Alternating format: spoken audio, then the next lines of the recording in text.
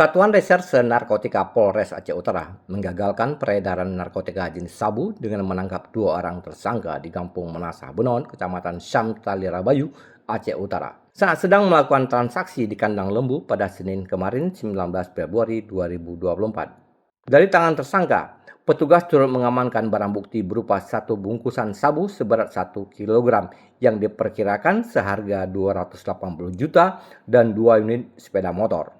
Kedua tersangka tersebut masing-masing berinisial B, 40 tahun, warga Kampung Bringen, Kecamatan Samudra, Aceh Utara, dan MA, 33 tahun, warga Kampung Luhuk Sentang, Kecamatan Juluk, Kabupaten Aceh Timur. Selain itu, polisi juga menetapkan 2 orang lainnya, yaitu S dan Apacong, sebagai DPO sebab terlibat dalam kasus tersebut. Kasat Narkoba AKP Sunardi dalam konferensi pers mengatakan, pada Kamis 22 Februari 2024 menyampaikan penangkapan dilakukan melalui serangkaian penyelidikan atas informasi dari masyarakat. Dan si MA, langsung kita melakukan pengejaran terhadap si S, ternyata si S sampai sekarang belum. Nah, pada saat itu berhasil melarikan diri, tapi untuk identitas dan semuanya sudah kita kantongin.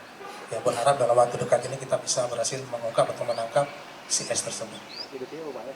Iya, CDPO. Ya, kita mohon doanya dari teman-teman kita bisa ungkap si S ini.